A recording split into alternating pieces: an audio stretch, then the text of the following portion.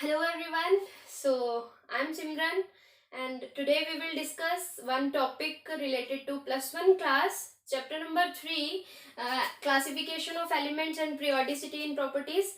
उससे पहले फाइनली 2-3 घंटे की स्ट्रगल के बाद मैं एक टेम्पररी सा जुगाड़ सेट कर पाई हूँ ताकि हम लोग लेक्चर अटेंड कर सके.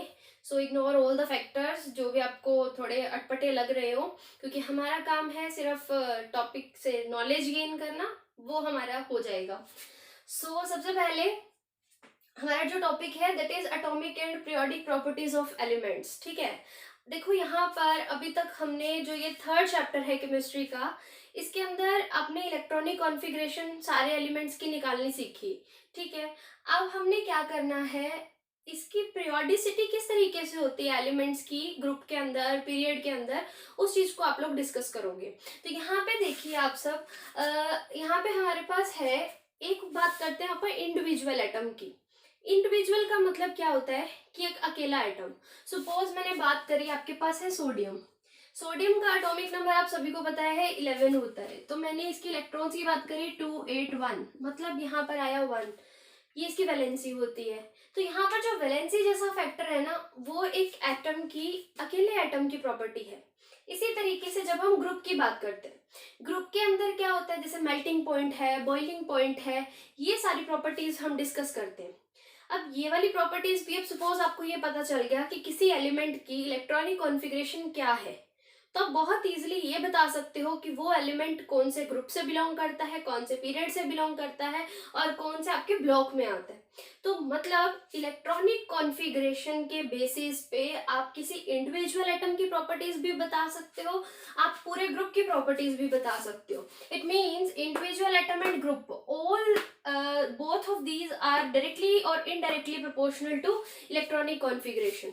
तब इलेक्ट्रॉनिक कॉन्फ़िगरेशन एक बहुत इंपॉर्टेंट फैक्टर है. तब यहाँ पर देखिए हम कुछ एटॉमिक प्रॉपर्टीज की बात करेंगे, जिसमें से सबसे पहली प्रॉपर्टी होती है एटॉमिक रेडियस.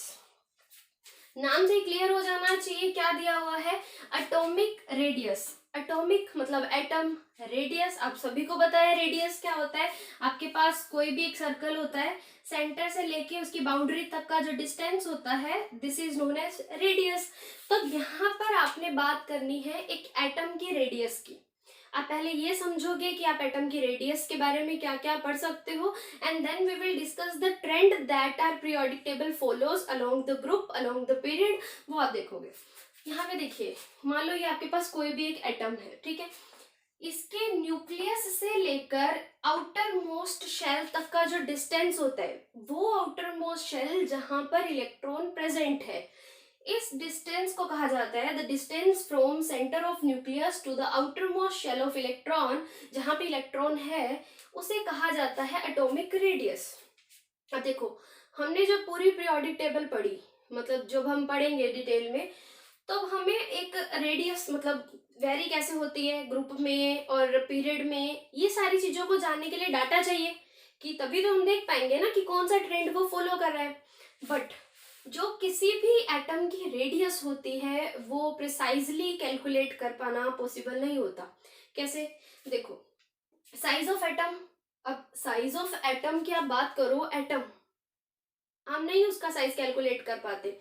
और दूसरी बात इसमें मैं आपको और बता दूं कि जो आपका जो फर्स्ट 2 चैप्टर्स है स्ट्रक्चर ऑफ एटम के अंदर, एक ये चीज आप पढ़ोगे जिन्होंने अभी तक नहीं पढ़ा है, कि जो इलेक्ट्रॉन होते हैं ना, देखो जो इलेक्ट्रॉन्स होते हैं वो हमारे वेव की फॉर्म में ट्रेवल करते हैं. इलेक्ट्रॉन्स जो है उसका पार्टिकल नेचर नहीं है, वो वेव की फॉर्म में रिवॉल्व करते हैं. सपोज ये न्यूक्लियस है and this is the outermost electron, so ये एक वेव की फॉर्म में रिवॉल्व करेगा. हमारे लिए इसका बिल्कुल एक्यूरेट, अभी हो सकता है वो यहाँ पर हो सकता है यहाँ पर हो, तो उसका एक्यूरेट बिल्कुल प्रिसाइज जो साइज है वो कैलकुलेट कर पाना हमारे लिए पॉसिबल नहीं था. और इसके अलावा एक और चीज मैं बताऊं, एक सिंगल एटम की अगर आपको रेडियस कैलकुलेट करनी है, तो सबसे पहले हम एक सिंगल एटम को ही आइसोलेट नहीं कर पाएंगे. तो यहाँ पर साइंटिस्ट ने अलग तरीका अपनाया रेडियस को कैलकुलेट करने का, जिसको अब हम डिटेल में पढ़ेंगे. एक और चीज, क्योंकि ये सब एक टेम्पररी जुगाड़ है तो मेरे लिए पॉसिबल नहीं है कि मैं सारी डिटेल्स को बोर्ड पे लिखूं। आप नोटबुक पेन साथ में ओपन करके रखो और जो भी आपको मेन पॉइंट्स लग रहे हैं वो आप साथ के साथ नोट करते जाओ। तो देखो हमारे पास, हमने अभी तक ये पढ़ा कि एटॉमिक रेडियस जो है वो किसी भी एलिमेंट की कैलकुलेट कर पाना, हमारे लिए प्रिसाइजली कैलकुलेट कर पाना पॉसिबल नहीं था। तो फिर अब हमारे पास आया कि एटॉमिक रेडियस को आप फ्री एटम में कैलकुलेट नहीं कर सकते हो।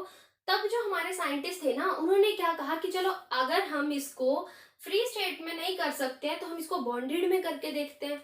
मतलब लाइक कि आपके पास H2 है, ठीक है, मतलब H का एक यूनिट दूसरे H के एक यूनिट से बाउंडेड है, ठीक है, मैंने यहाँ कोवलेंट बॉन्ड शो करा है। तो हम इसको इस फॉर्म में करके देखने की कोशिश करते हैं और उसी के अकॉर्डिंग अब हमें डाटा मिलता है। उस हिसाब से जो एटॉमिक रेडियस है उसको हम 4 टाइप से कैलकुलेट करते हैं। वन इज कोवलेंट रेडियस, आप समझ गए होंगे नाम से ही, कोवलेंट का मतलब है जहां पर कोवलेंट तरह का बॉन्ड बन रहा होगा उसमें। Next is van der Waals radius. जिन बच्चों ने फर्स्ट 2 चैप्टर नहीं पढ़े हैं +1 क्लास के, उनको मैं थोड़ा सा ब्रीफ में बता दूं वंडरवॉल रेडियस से पहले कि ये वंडरवॉल इंटरेक्शन का मतलब क्या होता है।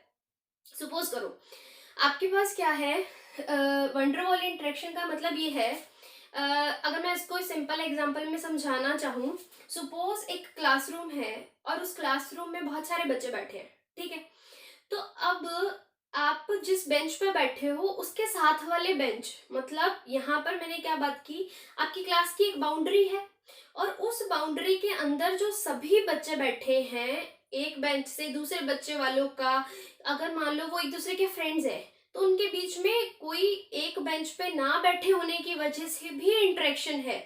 यही ऐसा भी वंडरवॉल में होता है। वंडरवॉल का मतलब ये है कि सपोज मेरे पास H2 का एक मॉलिक्यूल था, H2 का ही दूसरा मॉलिक्यूल है, मान लो ये कोई एक स्टूडेंट है, ये एक स्टूडेंट है, मैं मेरे स्टूडेंट्स की बात कर लेती हूँ, मान लो ये मनीष है और ये जतिन है, ये दोनों एक बेंच पे बैठे हैं, ये अलग है ये अलग है, यहाँ पे मैंने वैसे एक ही लिया H2 अब इन दोनों के अंदर एक बॉन्ड नहीं है, बॉन्ड मतलब वो होल्ड नहीं करके रखा है, बट फिर भी एक तरह की इंटरेक्शन है, ये इसको खींचेगा।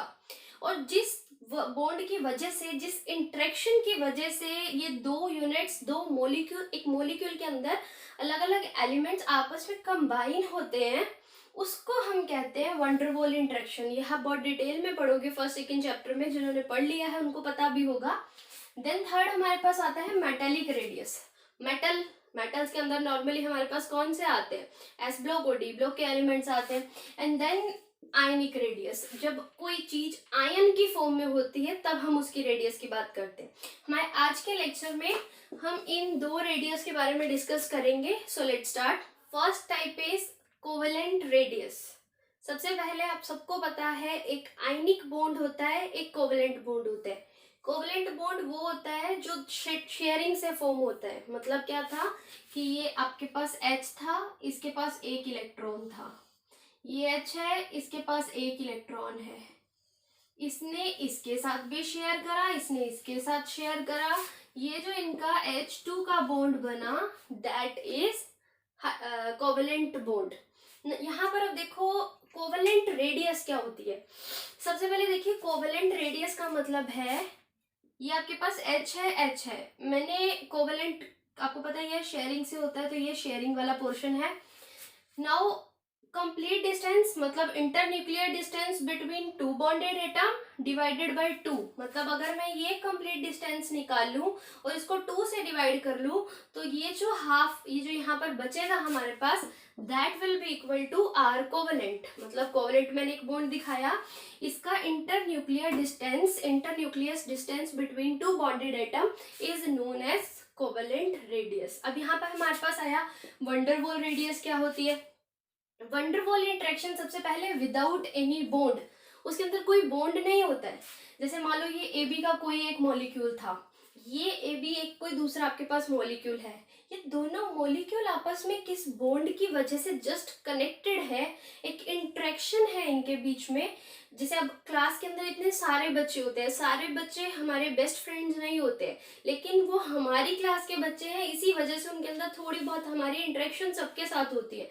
सो ये मॉलिक्यूल नियर बाय एटम के साथ, जो मॉलिक्यूल के साथ जिस इंटरेक्शन से बॉन्डेड है, एक हल्की सी इंटरेक्शन है, वो वंडरवॉल इंटरेक्शन होती है। वंडरवॉल रेडियस क्या आई, ये सपोज H2 एक अलग है, ये H2 एक अलग है, तो इनके जो बीच का डिस्टेंस है उसका हाफ, मतलब डिस्टेंस ऑफ H1 H2 यहाँ सेंटर से divide by 2, it is equal to van der Waals radius. अब इसकी खास बात बताती हूँ मैं आपको। हमारी जितनी भी नोबल गैसेज है या इनर्ट गैसेज है, जैसे आपने सुना है हीलियम है, नियोन है, आर्गन है, ये सारी तो रिएक्ट नहीं करती है, तो इसके केस में हमको एटॉमिक रेडियस कैसे पता चलेगी, वहां पर कैलकुलेट की जाती है वंडरवॉल रेडियस। जैसे आपके पास हीलियम है, हीलियम H2 जैसा, He2 जैसा कोई बॉन्ड नहीं होता है, लेकिन वो किस तरीके से इंटरेक्ट करेगा, ये आपके पास एक हीलियम का एटम है, ये आपके पास एक हीलियम का एटम है, ये एक जिस इंटरेक्शन से एक दूसरे से कनेक्टेड होंगे that will be van der wall interaction, and in दोनों के सेंटर के डिस्टेंस का हाफ अगर आप कर देते हो then it will be van der Waals radius. Now there is a question for you all. अब मुझे आप सिर्फ एक बात बताइए, आपने पढ़ा one is covalent radius, second is van der Waals radius. अब मुझे ये बताओ कोवलेंट रेडियस, वंडरवॉल रेडियस, दोनों में से कौन सा बड़ा होगा, किसका साइज बड़ा होगा, कोवलेंट रेडियस का या वंडरवॉल रेडियस का। कोवलेंट रेडियस क्या थी, ये एक H है, ये एक H है, और इनका जो ये शेयरिंग से बॉन्ड बना है, इन दोनों के डिस्टेंस का हाफ, ये थी कोवलेंट। वंडरवॉल क्या थी, यहाँ पर एटम है, यहाँ पर एक है, और इनके बीच में जो एक सिंपल इंटरेक्शन है उसका हाफ। तो यहाँ पे हमें क्लियरली पता चल रहा है इसके बीच में तो इवन ओवरलैपिंग भी हो रखी है, ये रेडियस इस रेडियस से काफी स्मॉल होगी। अब इस चीज को आपने याद रखना है। क्या पॉइंट निकला हमारा, that the covalent radius is smaller than which one, van der Waals radius.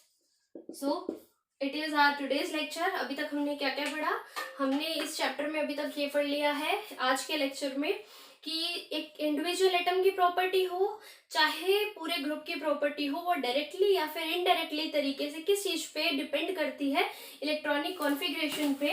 इसके बाद देखो हमने इसके अंदर पढ़ा the properties which are directly और indirectly related to the electronic configuration, and जिसकी वजह से एक रेगुलर ग्रेजुएशन आती है। ऊपर से नीचे जाओगे तो कोई ट्रेंड हो रहा होगा, यहाँ से यहाँ जाओगे तो भी कोई एक डेफिनेट ट्रेंड फॉलो हो रहा होगा। इस सारे को आप बोलते हो पीरियोडिक प्रॉपर्टी। देन आपने एटॉमिक रेडियस के बारे में पढ़ा। एटॉमिक रेडियस क्या होता है, सेंटर ऑफ द न्यूक्लियस से आउटर मोस्ट शेल के इलेक्ट्रॉन तक का डिस्टेंस, लेकिन ये हमारे पास प्रिसाइजली कैलकुलेट करना पॉसिबल नहीं था। दैट इज वाई हमने और तरीके ढूंढे बॉन्डेड एटम की फॉर्म्स में। हमने वहां पर कोवलेंट रेडियस और वंडरवॉल रेडियस पढ़ी। कोवलेंट रेडियस का मतलब क्या था, एक कोवलेंट बॉन्डेड एटम की जो सेंटर से डिस्टेंस का हाफ, और वंडरवॉल होता है नो बॉन्ड, और नो बॉन्ड में आपने पढ़ा डिस्टेंस H2/2। तो यहाँ पे हमें पता चला कोवलेंट रेडियस बहुत ज्यादा छोटी होती है as compared to van der Waals radius. So take care, bye bye. आपके जो भी डाउट्स हो आप कमेंट में लिख सकते हो, एंड इसके अलावा मेरी जो मेल आईडी है that is it's me Simran Kamra, it's me Simran Kamra @gmail.com। आप वहाँ पे भी शेयर कर सकते हैं। सो होप आपको समझ में आ गया होगा। Thank you.